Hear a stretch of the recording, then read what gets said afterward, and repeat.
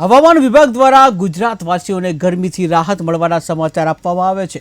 જે હવામાન વિભાગની આગાહી અનુસાર આગામી 4 દિવસ જે ગુજરાત રાજ્યના વિવિધ ભાગોમાં મહત્તમ તાપમાનમાં 2 થી 3 ડિગ્રી સેલ્સિયસનો ઘટાડો થવાની શક્યતા દર્શાવવામાં આવી છે।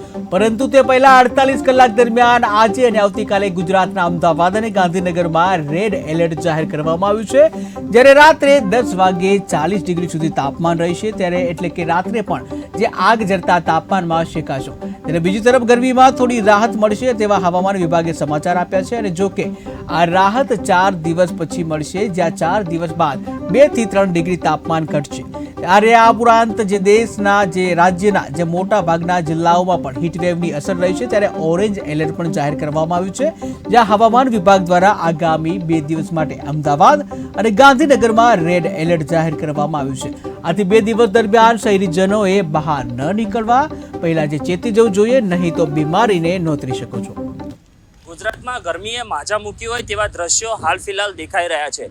ગત રોજની વાત કરવામાં આવે તો અમદાવાદ સમગ્ર ગુજરાતમાં સૌથી વધુ ગરમ સ્થળ તરીકે એટલે કે 45.9 ડિગ્રી તાપમાન જ્યારે નોંધાયું છે, ત્યારે આજના દિવસે પણ અમદાવાદમાં ગરમી યથાવત હોય તેવો માહોલ દેખાઈ રહ્યો છે। અત્યારે આપ દ્રશ્યમાં જોઈ શકો છો જે રીતે ગરમીનો પારો ઉંચકાયો છે। બપોરની વેળાએ તાપમાનમાં ખૂબ જ વધારો થઈ રહ્યો છે, ત્યારે આ પરિસ્થિતિના મધ્યે આજે ફરીથી એકવાર તાપમાનમાં ખૂબ મોટો ઉછાળો આવી શકે તેવી શક્યતા છે। હવામાન વિભાગ દ્વારા જે રીતે આગાહી આપવામાં આવી છે, ઓરેન્જ એલર્ટ આપવામાં આવ્યું છે, ત્યારે તેને લઈને હવે રસ્તાઓ સુમસામ દેખાતા હોય તેવા અનેક દ્રશ્યો પણ સામે આવ્યા છે।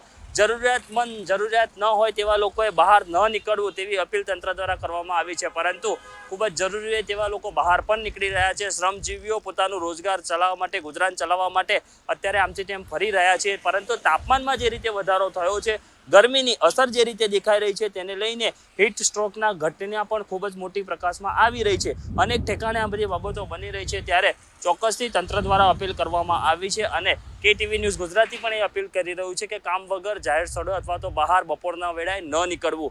ગરમીનો પારો જે રીતે ઉંચકાયો છે, અમદાવાદમાં જે રીતે તાપમાન વધવા પામ્યું છે, ત્યારે આશા રાખીએ જલ્દીથી જલ્દી આ ગરમીનું પ્રમાણ ઓછું થાય અને અમદાવાદવાસીઓને આ તાપમાનથી રાહત મળે। કેમેરામેન મુકેશ ઠાકુર સાથે રવિ રાઠોડ, KTV ન્યૂઝ ગુજરાતી, અમદાવાદ।